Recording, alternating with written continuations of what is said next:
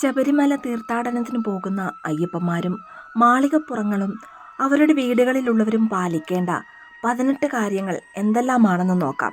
വൃശ്ചികം 1 മണ്ഡലകാല ആരംഭം മുതൽ മാലയിട്ട് വ്രതം എടുക്കുക.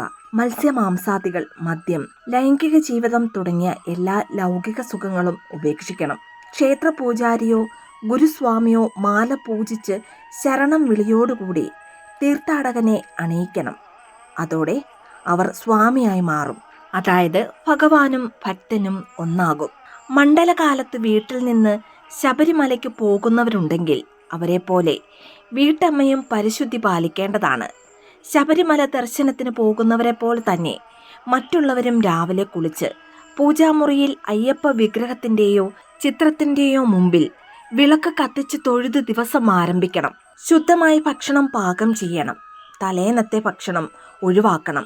വ്രതം എടുക്കുന്നവരെ പോലെ വീട്ടമ്മയും ഒരിക്കൽ എടുക്കുന്നത് നല്ലതാണ്.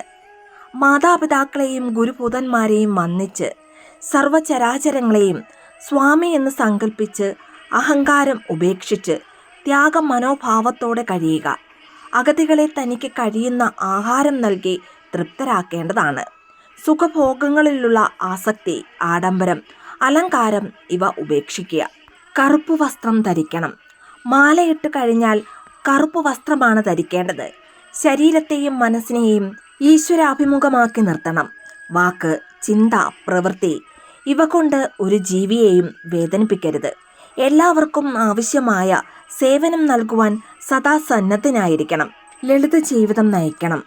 മരണാനന്തര കർമ്മങ്ങളിൽ പങ്കെടുക്കരുത്. വ്രതം തീരും വരെ താടിയും മുടിയും വളർത്തണം.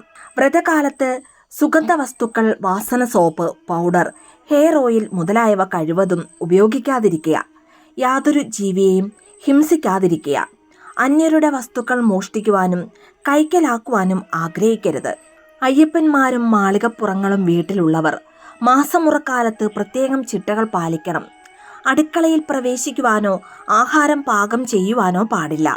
മലയ്ക്ക് പോകുന്നവരിൽ നിന്നും അകന്നു നിൽക്കേണ്ടതുമാണ്.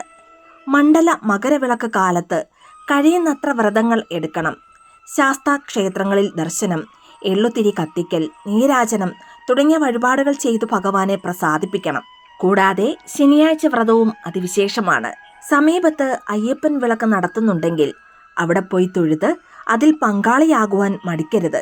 അന്യരുടെ ഉന്നതിയിൽ അസൂയപ്പെടാതിരിക്കുക. കഴിവുള്ളവർ യോഗാഭ്യാസമുറ ക്രമമായി ശീലിച്ച് മനഃശക്തി വളർത്തുക. ഇനി ധനസമ്പാദനത്തിനു വേണ്ടിയുള്ള മത്സരങ്ങളിൽ നിന്നും പിന്മാറുകയും വേണം.